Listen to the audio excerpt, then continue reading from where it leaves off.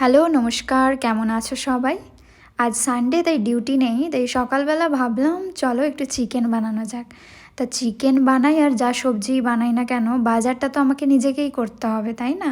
কারণ এখানে আমি একাই থাকি। চলো তাহলে বাজারে যাই, গিয়ে চিকেনটা কিনে আনি। বাজার আসলে অনেক কিছুই করার ছিল, কিন্তু সকাল সকাল আর অত দূরের বাজারটাতে যাব না, তাই কাছাকাছি ওই চিকেনটা পাবো ওটাই নিয়ে চলে আসি। এখানে দেখেছো রাস্তার ধারে ধারে কত বড় বড় গার্বেজ। বাজার থেকে চলে এসেছি, চিকেন কেনার জন্য গেছিলাম, আবার ডিমও কিনে নিয়ে এসেছি। এটার জন্য বেশি দূরে যেতে হয় না তো, তাই ওটাও নিয়ে চলে এলাম একেবারে। সকাল থেকে যদিও কিছু ব্রেকফাস্ট হয়নি, ঘুম থেকে উঠেই এইসব কিনতে বেরিয়ে গেছিলাম আমি। এই যে এটাতে আছে চিকেন, আমি কিনলাম 300। আমার একার জন্যেই তো, কত আর লাগবে। বাইরের আওয়াজ শুনে মনে হচ্ছে জল এসেছে, দাঁড়াও একবার দেখে নিই।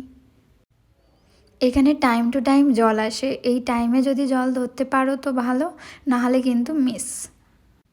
দেখো যা বলেছিলাম, জল এসছে, চলো ধোয়াধুয়িগুলো করে নিই। চিকেন ধুয়ে নিয়ে চলে এসেছি, এবার ম্যারিনেটের পালা। যদিও ম্যারিনেশনের জন্যে আজকে টক দইটা আর নিয়ে আসিনি।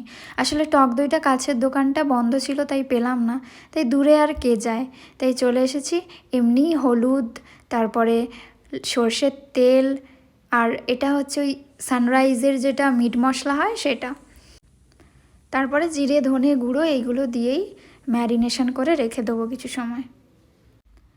দেখো আমি কিন্তু কোনো স্ট্যান্ডার্ড চিকেনের রেসিপি দেখাচ্ছি সেরকম নয়। আমি একা থাকি আর আমি রান্না খুব একটা পারিও না, নিজের মতো করেই রান্না করি আর খাওয়া দাওয়া করি, সেটাই দেখাচ্ছি। অন্য সময় টাইম থাকলে আমি আলু কেটেও এই ম্যারিনেশনের মধ্যে দিয়ে দিই, যদি টক দইটা আনতাম তাহলে দিতাম, আজ টক দইটা নেই তো তাই আর দিলাম না। চলো এইভাবে ম্যারিনেশন করে কিছু সময় রেখে দেবো, খুব খিদে পেয়েছে। সকাল থেকে কিছু খাওয়া হয়নি, কিন্তু হাঁটাহাঁটি হয়ে গেছে, পেটে তো কিছু দিতে হবে তাই না? কিন্তু খাওয়ার আগে কাজগুলো কমপ্লিট করে রাখি। এই ম্যারিনেশনটা যদিও দরকার হয় না, এগুলো এমনিতেই সেদ্ধ হয়ে যায়, এগুলো ব্রয়লার মুরগি, কিন্তু তাও টেস্টের জন্যে ম্যারিনেশন করে রেখে দিয়েছি। আর ভাবলাম যে চালটা ধুয়ে ভাতটা বসিয়ে দিই। চাল ধুয়ে ভাত বসিয়ে দেওয়ার পরে কিন্তু আমি একটু ব্রেকফাস্ট করেও নিয়েছি। ঠিক আছে, তারপর এসে আমি সবজিগুলো কেটে নিয়ে আদা রসুন একসাথে গ্রেট করে নিয়েছি, লঙ্কা, পেঁয়াজ কুচি, টমেটো কিছুটা কেটেছি আর কিছুটা পুরো গ্রেট করে দিয়েছি। ঠিক আছে, এখানে আমার কাছে মিক্সি নেই, সেই জন্য ওইভাবে পেস্ট তো বানাতে পারবো না, জাস্ট গ্রেটার দিয়ে গ্রেট করে নিয়েছি। চলো রেডি। কড়াও বসে গেছে, এখানে কিন্তু ভাত হয়ে গেছে, এখনো ফ্যানটা করানো হয়নি। ঠিক আছে,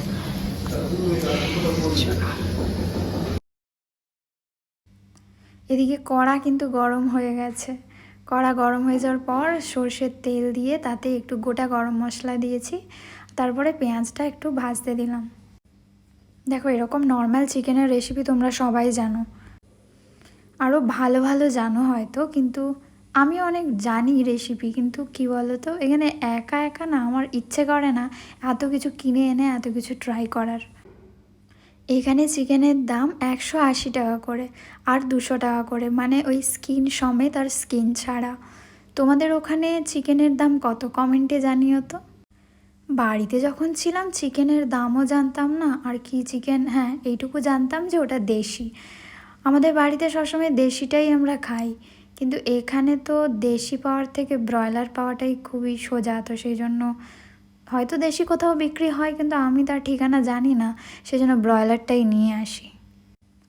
ও, কথা বলতে বলতে আমি প্রথমে আলু ভাজতেই ভুলে গেছি। যাই হোক, ভুলে গেছি যখন এই লাস্টেই তুলে দিই, মানে এই পেঁয়াজ আর টমেটোর সাথেই তুলে দিই, একসাথেই নেড়ে দেবো আর কি। দেখো রান্না যেভাবে ইচ্ছে করতে পারো, শুধু টেস্ট ভালো হওয়া নিয়ে হলো, তাই না? যেটা বলছিলাম, বাড়িতে যখন ছিলাম তখন চিকেন কখনো কিনতেও যাইনি, বা ধোয়া থেকে শুরু করে রান্না কোনো কিছুই করিনি। কিন্তু এখানে একা একা যেহেতু থাকতে হবে, নিজেকে খেতে হলে তো সবটাই করতে হবে। নিজে চিকেন বাজার করে এনে সেটা ধুয়ে ম্যারিনেশন করে তারপর রান্না করে, it's too tough for me, YONO.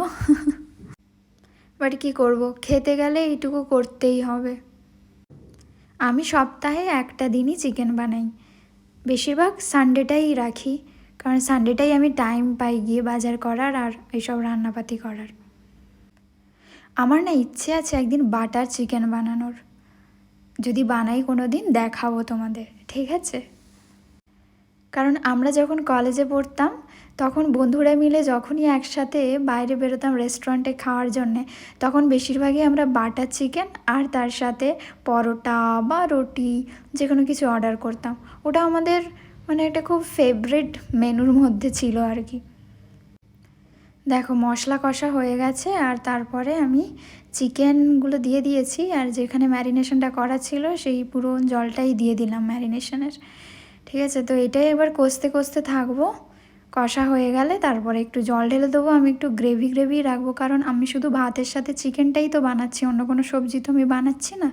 সেই জন্য এটা দিয়েই তো ভাত খাবো, রুটিও খাবো না আমি, তো সেই জন্যে একটু গ্রেভি গ্রেভিই রাখবো।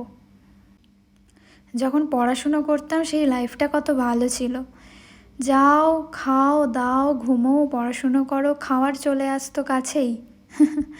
মাঝে মাঝে ছুটির সময় আউটিংয়ে বেরোনো, বন্ধুদের সাথে শপিং করতে যাওয়া, খাওয়া দাওয়া রেস্টুরেন্টে, সব কিছুই সত্যি সব কিছু কেমন মেমোরি হয়ে থেকে গেছে। যাই হোক চিকেনটা হয়ে গেছে, ভাতটা লাস্টে একটু বসিয়ে দিয়েছি আবার। তোমরা ভাবছো এটা আবার কি পদ্ধতি? আসলে ভাতের ফ্যানটা গড়িয়ে নেওয়ার পরে যে হালকা হালকা ফ্যানটা থেকে যায় না, তো সেটাই লাস্টে একটু আগুনের তাপে দিয়ে দেবে, দিয়ে একটু নাড়াচাড়া করে নেবে, দেখবে ভাত একদম ঝরঝরে হয়ে গেছে। স্যালাডের জন্য আমি একটু গাজর কেটে নিয়েছি, কারণ চিকেনের সাথে আমার গাজরটাই বেশি ভালো লাগে। শশাও ছিল কিন্তু শশাটা আমি আর কাটলাম না, কারণ ওই যে গাজরটা বেশি ভালো লাগে সেই জন্যে। রান্না বান্না করে স্নান করে চলেও এসেছি আর খেতেও বসে পড়েছি। তো আজকে আমার এই রেসিপিটা, যদিও এটা কোনো পারফেক্ট রেসিপি নয় আমি জানি, কিন্তু তাও আমার ব্লগটা কেমন লাগলো অবশ্যই জানিও, আর লাইক শেয়ার কমেন্ট করো। আর এরকম ডেলি ব্লগ দেখার জন্য অবশ্যই চ্যানেলটাকে কিন্তু সাবস্ক্রাইব করে নিও। এরকম লং ব্লগ তো আমি ফার্স্ট টাইম বানাচ্ছি, সেই জন্য দেখো ভুল করে আমি পোর্ট্রেট মোডেই শ্যুট করে নিয়েছি। যাই হোক শ্যুট করেই ফেলেছি যখন, সেটা তো দিতে হবে না, তোমাদের দেখাতে তো হবেই, তাই বাদ না দিয়ে দিয়ে দিলাম। তাহলে জানিও আজকের ব্লগটা কেমন লাগলো, আর অবশ্যই পরের দিন আবার একটা নতুন ব্লগের সাথে দেখা হচ্ছে।